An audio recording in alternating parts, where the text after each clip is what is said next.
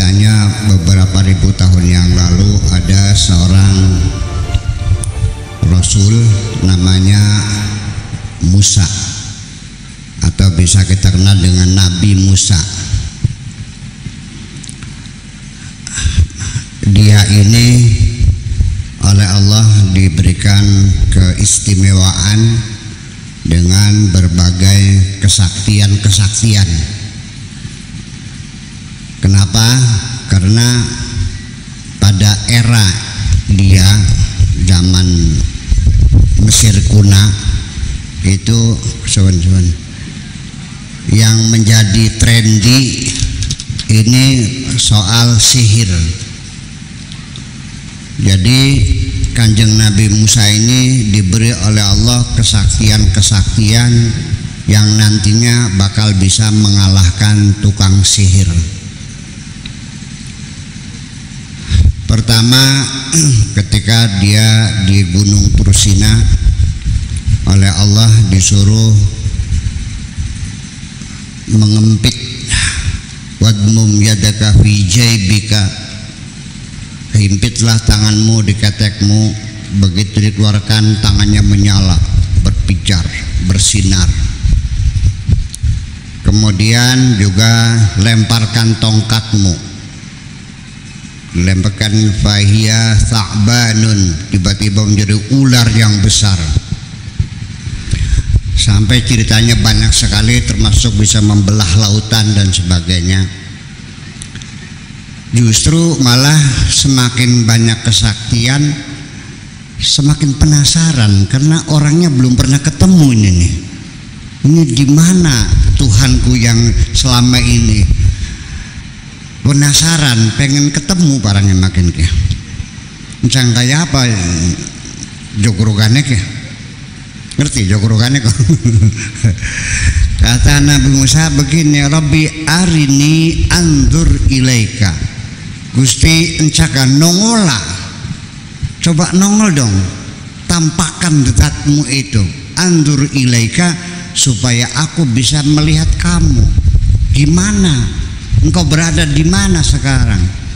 Kau suruh aku melempar tongkat, kulemparkan, tiba-tiba menjadi ular, tanganku bercahaya dan sebagainya. Di mana engkau? Kata Allah mengatakan, lantarani, kamu tidak akan mampu melihat aku, nggak bakal kuat, tetap maksa. Arini andur ilaika.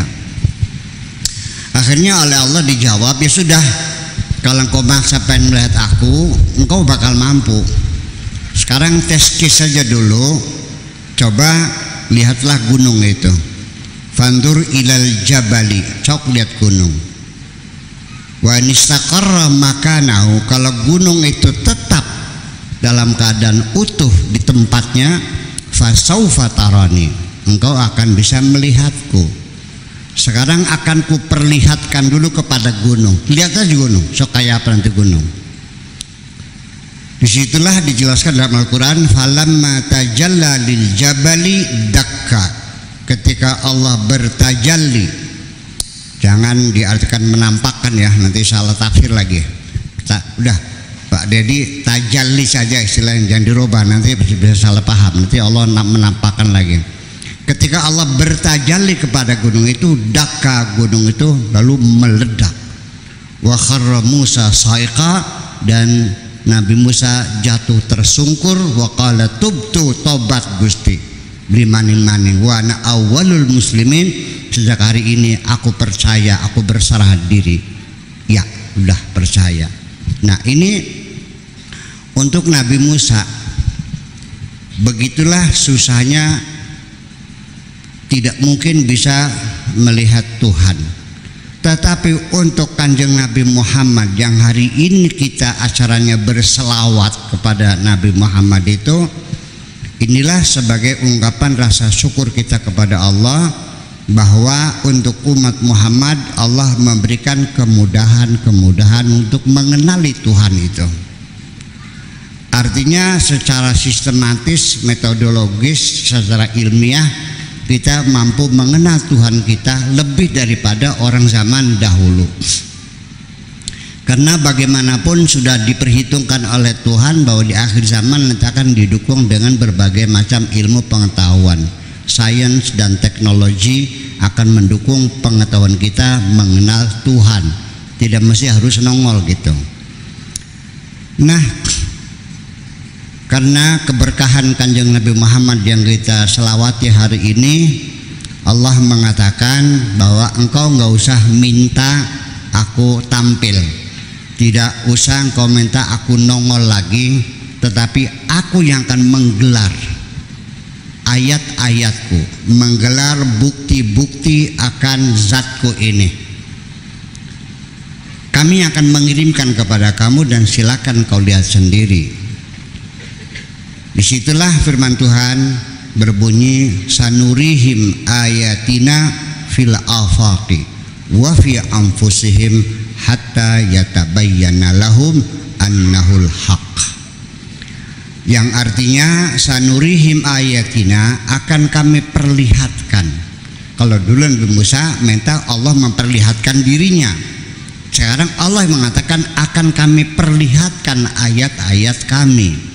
Nah, ayat-ayat itu bukan ayat Quran, artinya ayat kauniyah, hukum alam semesta. Di mana ayat-ayatnya fil afaqi, pada alam semesta ini.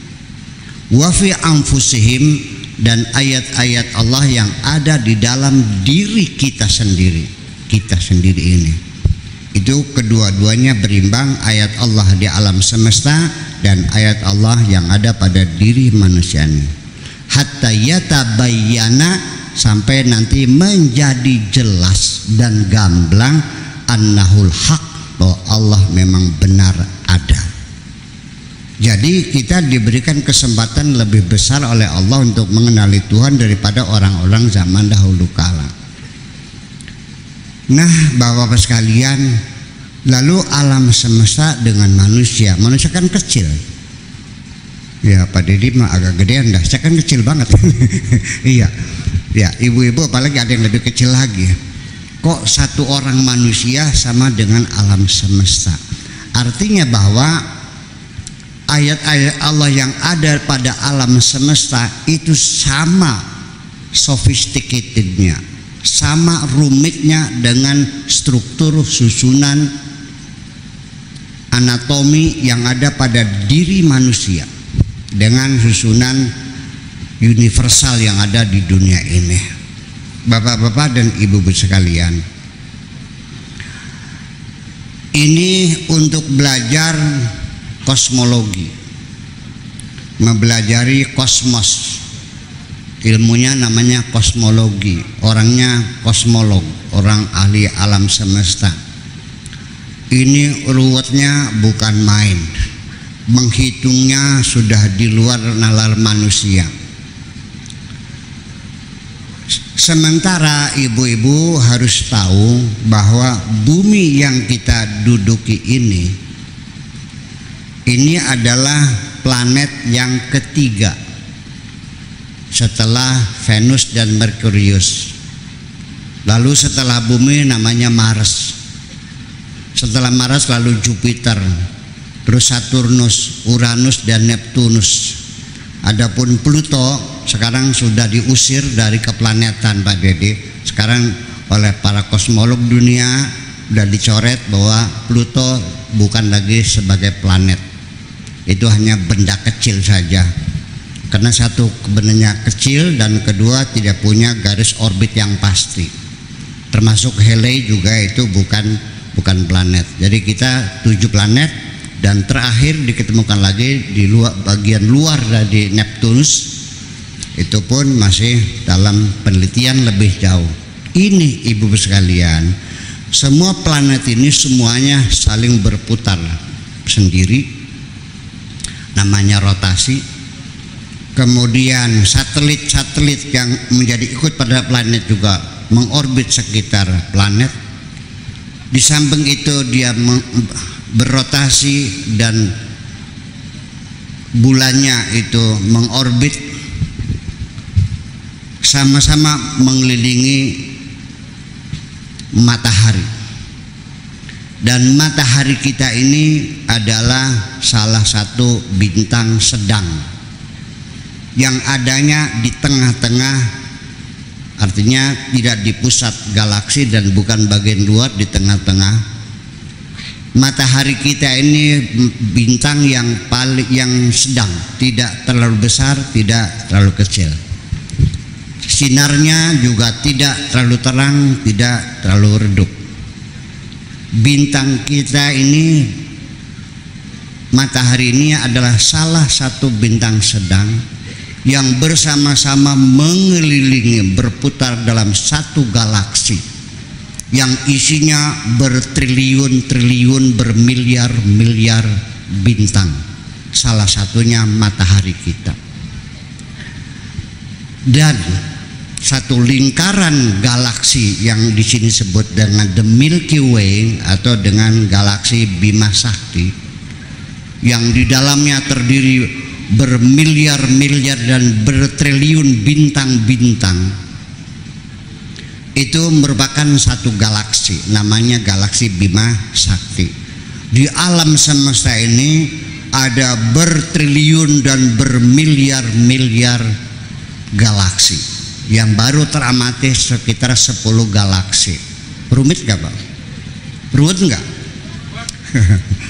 Jadi ibu-ibu di sini nih, kalau kita melihat alam semesta, boro-boro ibu kelihatan, bumi saja ketika kita menjauh ke Jupiter saja, bumi sudah nggak kelihatan, hanya setitik debu yang ada di sampingnya matahari kita. Begitu kita menjauh lagi, matahari kita yang sebesar itu juga hanya setitik, seperti pasir lautan yang tidak ada artinya. Begitu kita keluar lagi, galaksi Bima Sakti hanya merupakan satu kelip-kelip bintang saja. Bayangkan. Jadi maksud saya, ini terlalu rumit sekali, tapi kenapa saya memberanikan menjelaskan semacam ini? Sebetulnya ada terinspirasi. Kita nggak usah takut, nggak usah gemeter ketika kita menjelaskan tentang alam semesta. Terinspirasi oleh kata-katanya seorang fisika dunia namanya Albert Einstein. Dia mengatakan bahwa I have a deep belief that the principle of the universe will be both simple and beautiful. Bahwa saya yakin dan saya percaya bahwa untuk memahami prinsip-prinsip alam semesta ini yang kelihatan sekarang rumit, nanti suatu ketika akan menjadi mudah dan indah, simple and beautiful. Artinya nggak ada masalah. Ibu jangan merasa waduh ceritanya nggak paham, dengerin aja dulu. Ini lagi menceritakan ini sebagai bukti. Nabi Musa dulu pengen lihat Tuhan, gunungnya meledak. Kita nggak usah minta pengen melihat Tuhan lagi, coba lihat alam semesta saja. Kita di penghujungnya hanya tinggal manggut-manggut saja. Subhanallah, subhanallah ya amma yusyrikun, tadi yang dibacakan terakhir ayatnya. Maha suci Allah dari apa yang mereka persekutukan ini.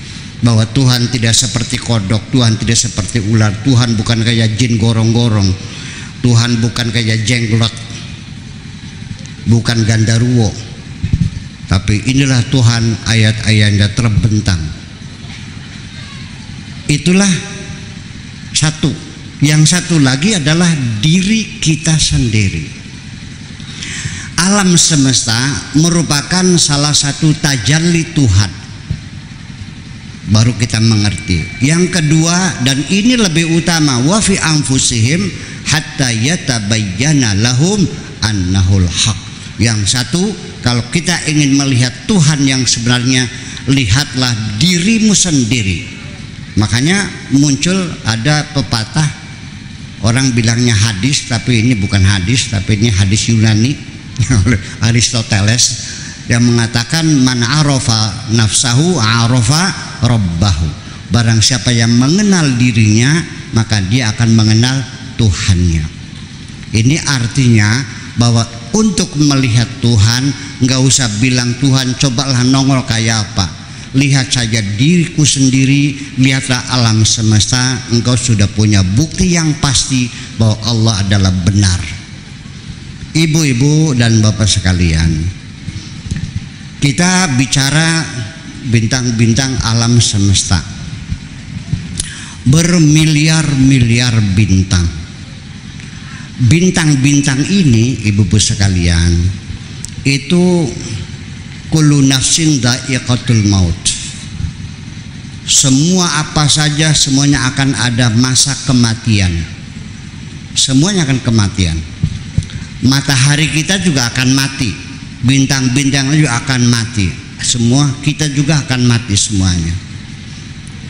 Nah, kematian bintang-bintang ini adalah berakhir dengan meledak. Meledak.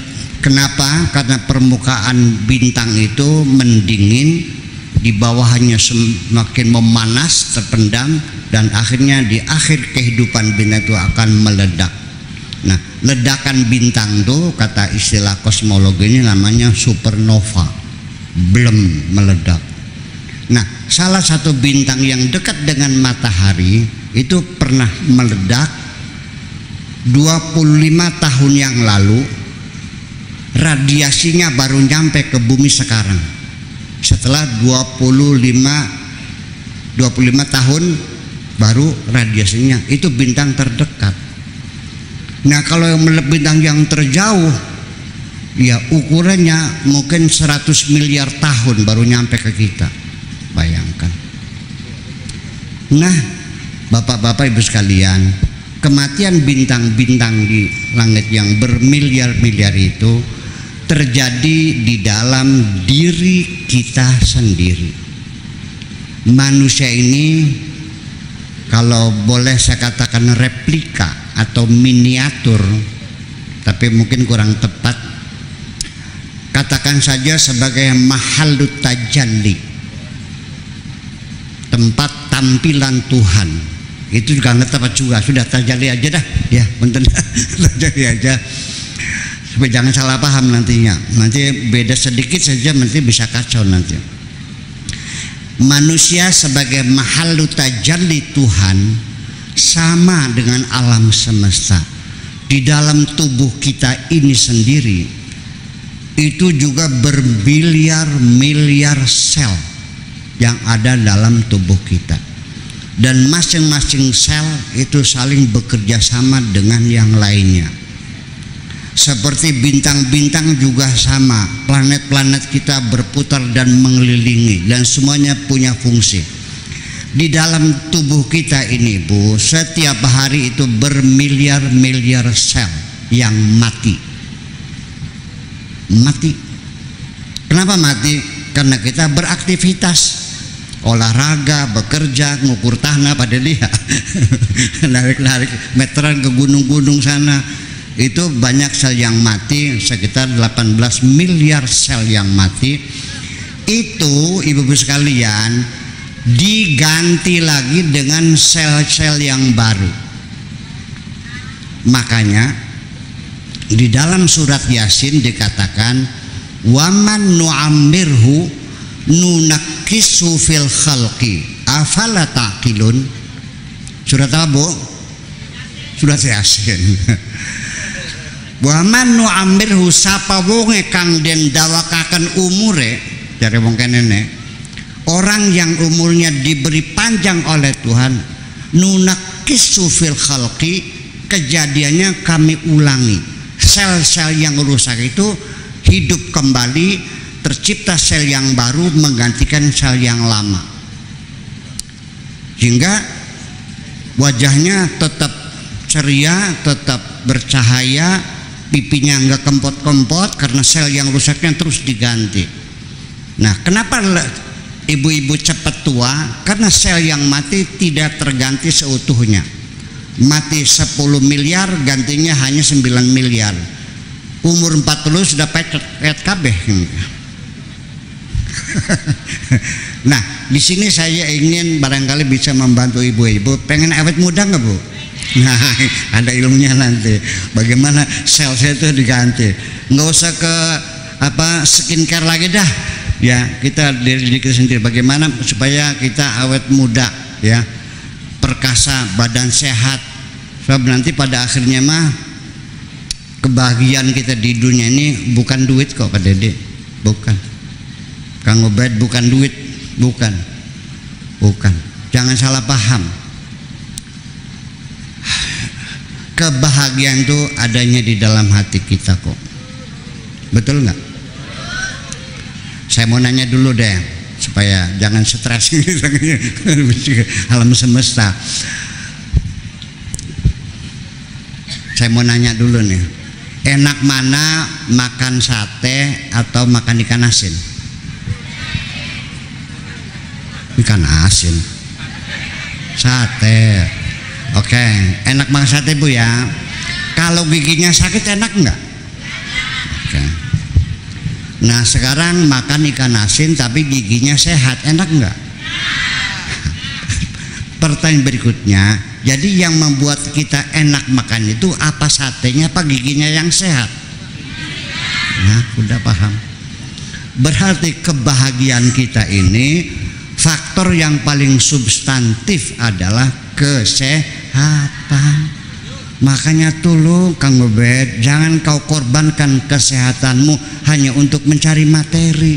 Nggak ada artinya materi kalau badanmu tidak sehat. Jadi faktor yang paling substantif, yang paling penting adalah kesehatan. Ayo, tidur di kelas bodol apa di spring bed? Spring bed tapi boyoknya sakit enak. Kelas bodol kelon karo demenan enak.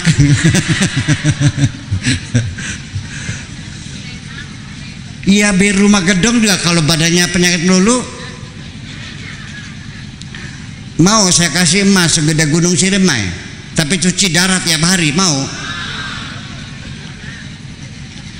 Jadi kesehatan itu adalah unsur yang paling penting untuk membangun kebahagiaan. Tolong jangan kau korbankan kesehatanmu hanya untuk mencari duit, mencari materi. Apa artinya?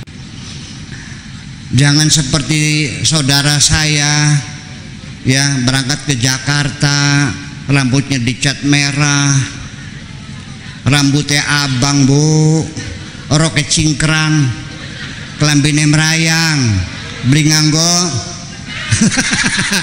Sira sih ngomong kan kok enak banget. Kita orang ngomongin ya Allah ya Rabbi, bermangat nih ke Jakarta ya, saya nggak tahu tapi kayaknya menyongsolnya setiap 3 bulan sekali beli rumah, 3 bulan apalagi beli sawah. Kayak kerjanya di Hotel Alexis barangkali. Sebab Hotel Alex itu tarifnya 1 kali eksekusi itu 2,5 juta Bu. Sedangkan 1 orang ini bisa melayani 4 kali eksekusi sehari ini, 4 kali. Jadi kalau 2,5 kali 4 berapa tuh? 10 juta sehari. Pantesan 3 bulan lah pulang beli rumah, 3 bulan pulang lagi beli sawah, 3 bulan lagi beli mobil, 3 bulan lagi gua tengah melembung, ngereng-ngereng, aduh kena penyakit AIDS. Enak sakit, badan sakit, punya mobil mewah, rumah bagus, sawah luas, enak. Sampai saat ini saya tetap meyakini bahwa kebahagiaan bukan milik orang kaya. Karena sampai sekarang saya masih banyak melihat orang miskin yang bisa tertawa terbahak-bahak. Paham Bu? Nah itulah persoalannya. Pernah dengar Wakaji Carmun nggak? Wakaji Carmun tuh Bu, sawahnya 80 hektar,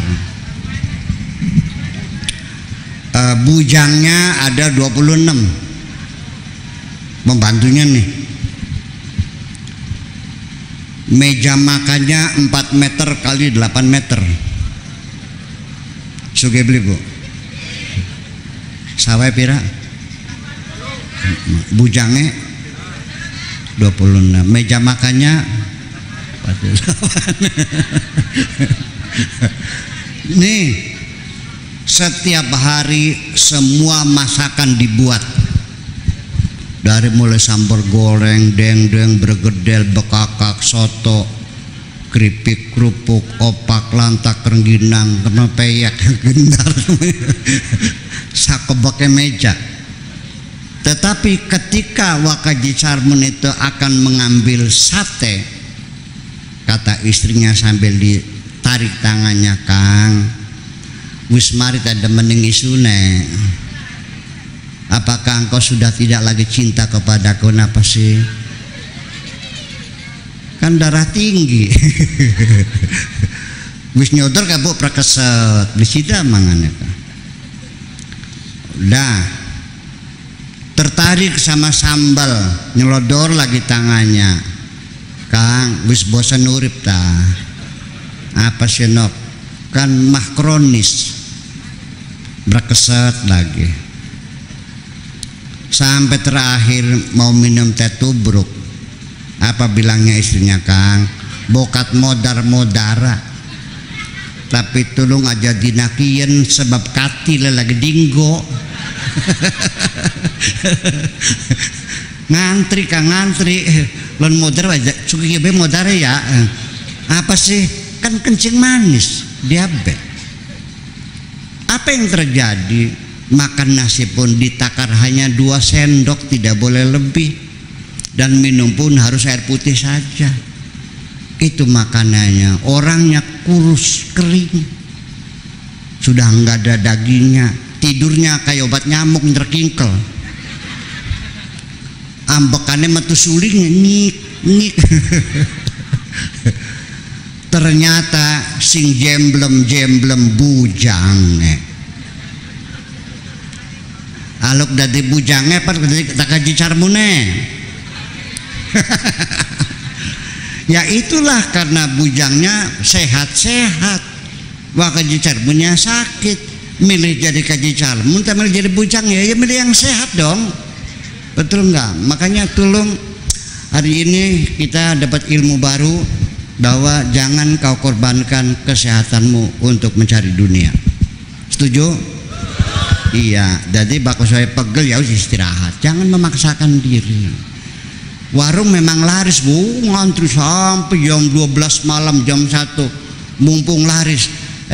Livermu kena, ya, melelahkan livernya kena, gagal ginjal, cuci darah, apa enaknya? Udah stop, bakal istirahat ya istirahat. Itulah kira-kira. Jadi kita kembali lagi. Nanti itu kesehatan. Kapan kita akan bahagia? Kita akan berada di puncak kebahagiaan kalau kita sudah kenal dengan Tuhan kita sendiri. Itu. Nah, disinilah kita akan bikin pengantaran. Pertama sehat, kedua mengenal Tuhan kita. Mengenal Tuhan itu ayat-ayatnya dihamparkan oleh Allah di alam semesta dan di dalam diri kita sendiri. Kenapa orang yang otaknya cerdas, berilmu pengetahuan, kenal Tuhan lebih enak? Nih, kebahagiaannya lebih berkualitas. Man kadim, tukang macul, makan apel. Dokter ahli gizi juga makan apel. Apelnya sama dari Australia. Mana yang lebih berkualitas? Yang lebih nikmat siapa? Mang Kadim atau dokter ahli gizi? Mang Kadim hanya bisa menikmati manisnya apel. Tapi dokter bukan hanya sekedar manisnya saja, tapi segala macam kandungan vitamin yang ada dia paham. Dia lebih mampu mensyukuri nikmat ini daripada Man Kadim. Karena dokter ini mengenal ayat-ayat Allah yang ada di alam semesta ini. Semakin kita banyak mengenal ayat Allah, kadar kebahagiaan kita akan lebih tinggi. Itulah makanya yarfa'illahu alladzina amanu walladzina utul ilma darajat. Makanya tulung anak cucu suruh sekolah, Bu. Wis cukup raup sing goblok wong tuane baik. Setuju? Iya, anak-anak sudah sekolah yang benar. Nah, ini sel-sel tubuh yang 18 miliar yang rusak diganti kembali yang baru, sehingga rusak 10 ganti 10, rusak 1 miliar ganti 1 miliar, sampai umur 80 tahun masih perkasa, masih sehat walafiat, masih bisa menikmati segala hidangan, masih bisa minum teh tubruk, masih bisa makan jengkol, masih bisa makan sambal. Nikmat nggak, Bu? Nah, itulah makanya. Nah, di mana letaknya kekuatan tubuh kita? Yuk mari kita bicarakan. Ini sel-sel ini, satu sel tubuh kita ini aneh lagi ya. Di samping dia bekerja sama dengan yang lain, ini sel tubuh kita ini juga punya memori. Setiap sel dalam tubuh kita ini punya memori. Ketika sel itu rusak, diganti sel yang baru, sebelum yang rusak itu diusir pergi, itu ada copy paste tentang memorinya dikirim, sehingga semua tubuh kita punya memori. Ibu Rasina, penari topeng Indramayu yang terkenal itu, umurnya 70 tahun, Bu, masih bisa menari topeng. Masih mengagumkan, masih sering ke Perancis, ke Belanda. Sekarang diwariskan oleh Ibu Wangi Indria sebagai penerusnya. Orang nari topeng, Ibu Wangi, pernah berhenti sekian tahun. Kemudian dia belajar lagi, bareng-bareng dengan orang yang baru pertama kali belajar nari topeng. Dulu pernah belajar, berhenti, 10 tahun kemudian belajar lagi dengan orang yang baru belajar. Yang lebih cepat bisa siapa, Bu? Yang sudah pernah belajar. Artinya di dalam tubuh kita, di otot kita, di saraf kita, di sel kita ada daya ingat, ada memori di dalam situ. Luar biasa. Nah, ibu-ibu sekalian, ini rumitnya tubuh kita itu lebih sophisticated daripada alam semesta cara kerjanya. Sampai di dalam, ibu sekalian, kesehatan itu sendiri adalah sangat tergantung bagaimana kerja tubuh kita, termasuk faktor-faktor psikologis. Yuk sekarang saya mau nanya lagi, biar jangan jenuh. Ada orang perempuan pulang dari Jakarta, duitnya dicopet, turun di Kertasmaya, pulang ke Bangga 2, jalan kaki, di tengah jalan kehujanan, pagi-pagi jebras-jebris kena flu, Bu.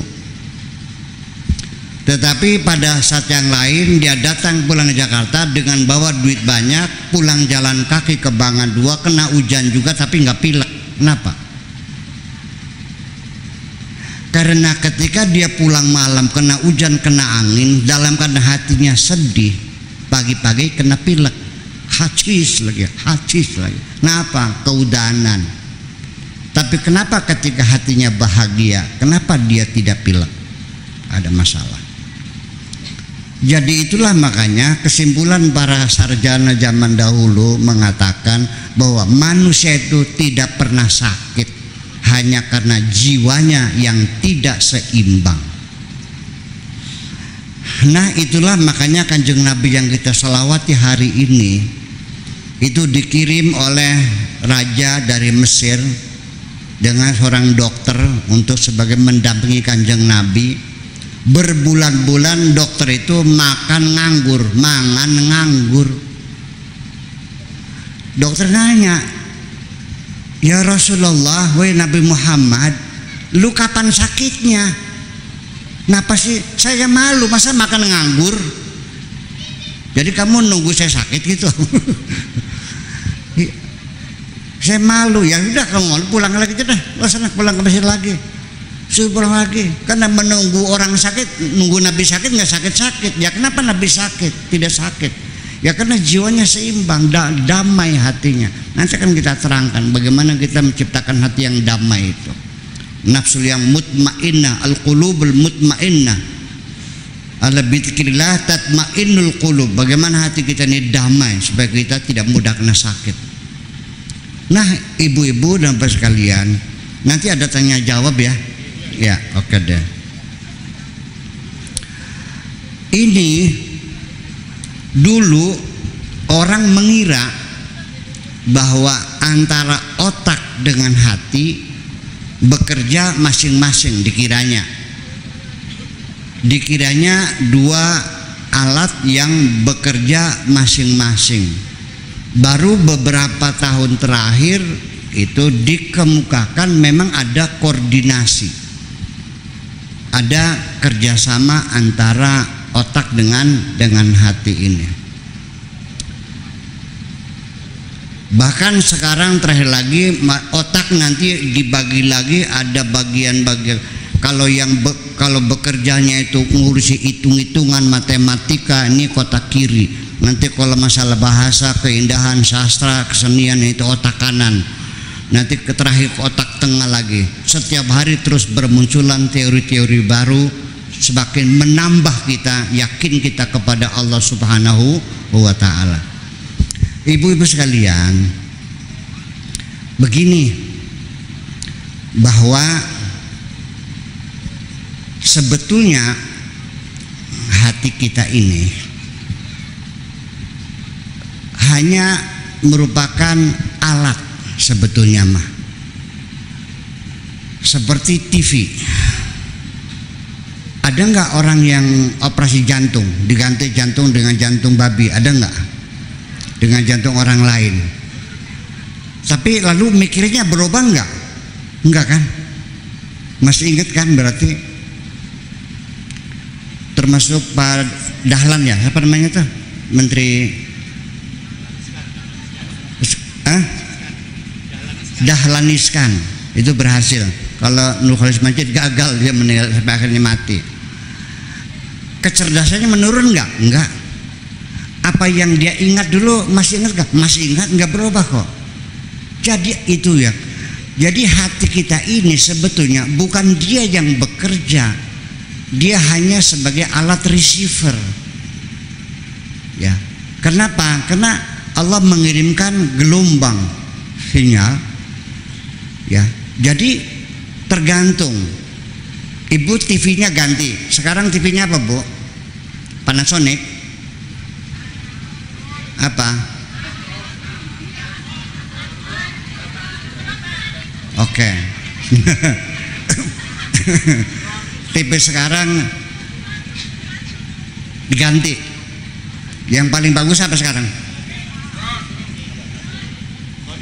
Sony ganti, udah diganti.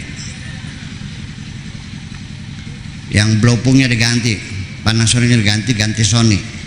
Nah, setelah TV ganti, disetel TV One, keluar enggak? Keluar. RCTI, tahu RCTI? Randa cilik turunan Dramayu.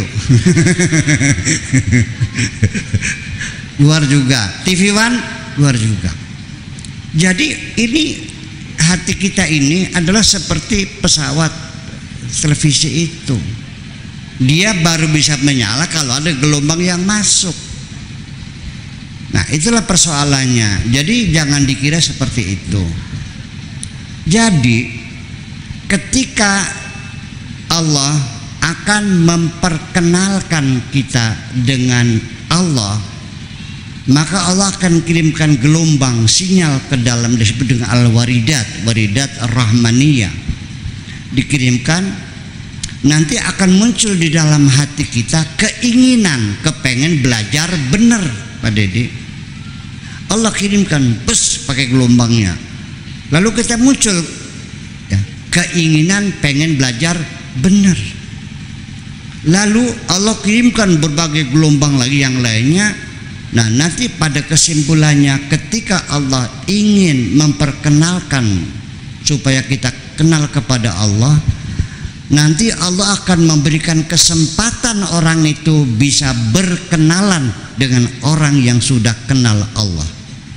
Dan nanti orang itu, kalau tidak hanya karena kalau bukan dari gelombang, bukan waridat dari Allah, datangnya dari setan atau dari yang lain, ya, transmitternya berbeda, maka akhirnya ketemunya sama wali dalban, tukang menggandakan uang, ketipu akhirnya. Ujung-ujungnya cari apa namanya? Berlian, cari harta karun, cari apa lagi? Samurai, apa lagi? Merah delima, cangling babi, kantong macan, sinting, ya sasar, seperti itu. Jadi artinya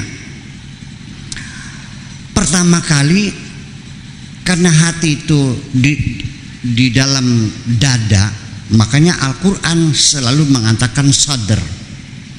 Jadi bukan hati tapi sadr. Makanya Allah mengatakan alam nasrah laka sadrak.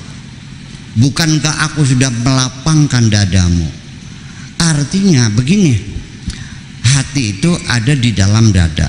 Jadi bukan kurungan, ini kan tulang-tulang semuanya. Ini ibaratnya seperti kita rumah lah, rumah.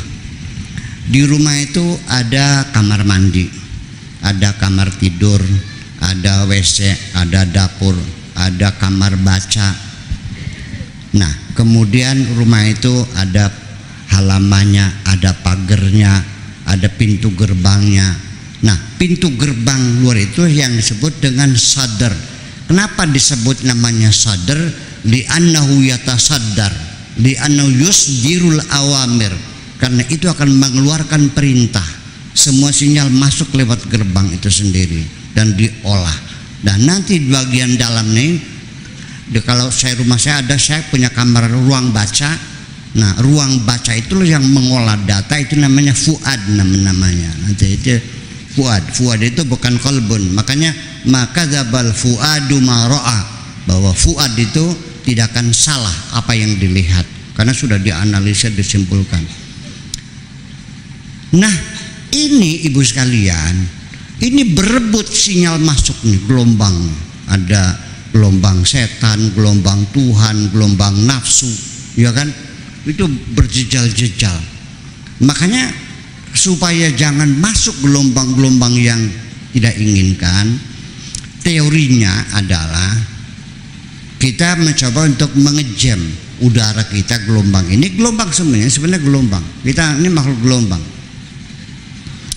Dulu Pak Dedi, Malaysia ketika berkonfrontasi dengan Indonesia, orang Indonesia banyak nyetel radio Malaysia. Waktu itu masih menggunakan gelombang pendek, yang pakai shortwave, gelombang pendek.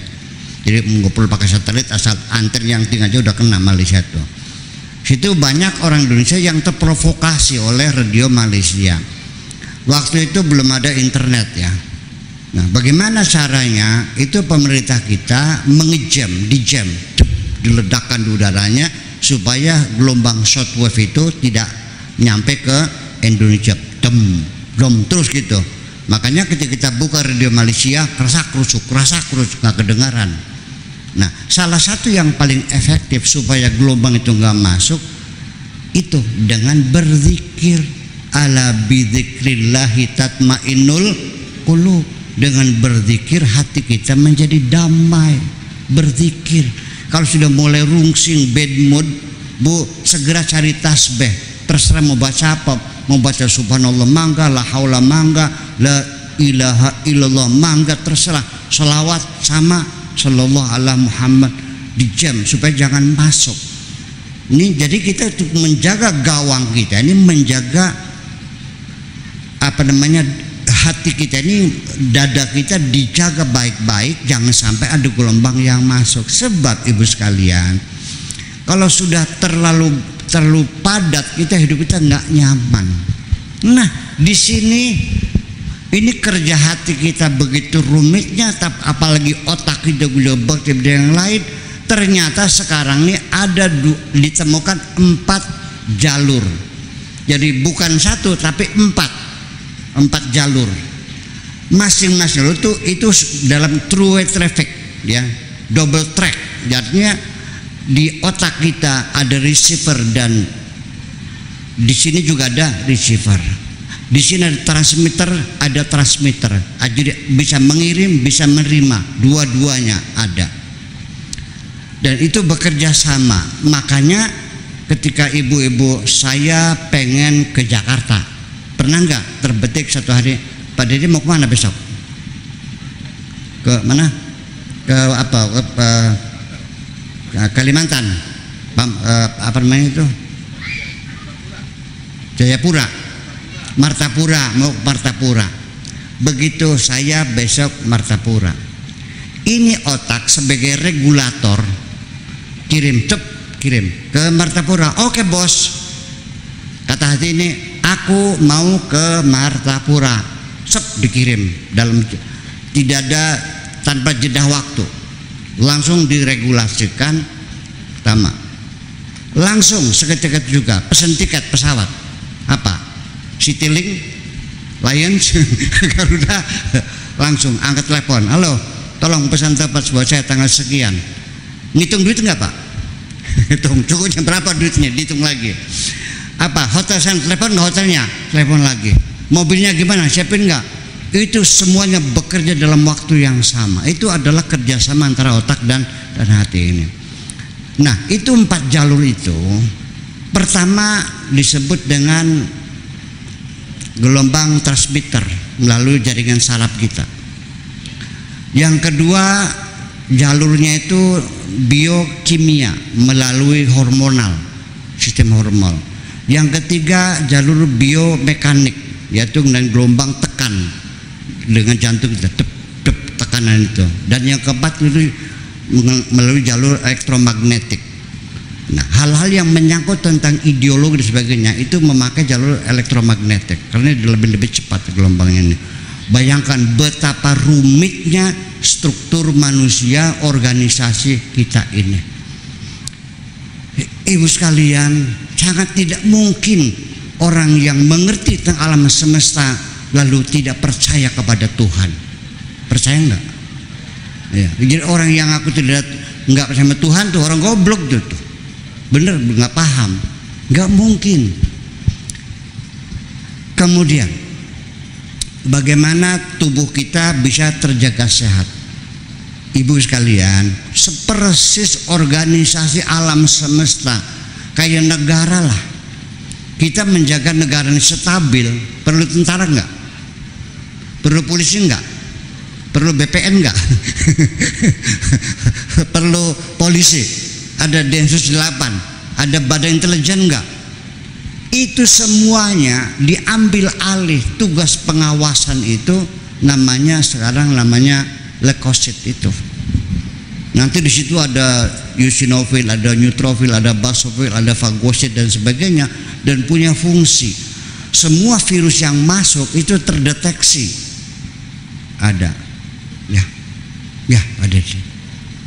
Jadi ini eosinofil, ini basofil, neutrofil, ini sampai terakhir pasukan intinya itu namanya fagosit. Itu juga cara bekerjanya persis kayak Densus 88. Lah kananya, Bu, rumit banget kehidupan ini. Masa ini Tuhan dulu Nabi Musa pengen Tuhan gunung meledak, kita nggak usah, tinggal baca buku, baca internet, ikuti seminar ilmu pengetahuan tergelar. Di situ kita akan mengenali Tuhan lebih jelas daripada mereka yang zaman dahulu itu. Sampai begini, sampai ketika partikel asing itu masuk di dalam tubuh kita, itu sudah ada eosinofil, wing, awas ada musuh masuk, langsung pasukan datang namanya fagosit itu, langsung gerak dengan mengembangkan membran plasmanya. Langsung diinterogasi, kamu mana? Apa? Tuberkulos, bakteri, virus apa? langsung terdeteksi musuh, langsung dikirim ke ruangan yang paling bawah. Ini fagositnya Bu nggak kelihatan mata Bu, nggak kelihatan mata, mikroskop diperbesar 10.000 kali baru kelihatan makhluknya itu yang bekerja canggih luar biasa itu. Ya, udah terdeteksi, diinterogasi, jelas dia musuh, partikel asing, virus sebagainya, langsung dikirim ke namanya ruangan yang paling bawah. Di situ dibantai di ruang endosom namanya. Sudah mati, dikirim ke isosom, terus dibuang ke tempat yang lain lagi. Nanti pertarungan dua tentara itu, bangkai-bangkainya yang disebut sekarang nanah itu bangkai-bangkai tentara korban dari dua tentara yang berperang itu. Subhanallah. Ini kerja dalam tubuh kita semuanya organisasi yang luar biasa. Mungkinkah itu terjadi sendiri? Dari itu saja kita harus tahu bahwa kita punya bukti Tuhan sudah enggak usah minta nongol lagi, tapi tinggal baca saja diri kita sendiri, baca alam semesta. Sanurihim ayatina fil afaqi wa fi anfusihim hatta yatabayyana lahum annahul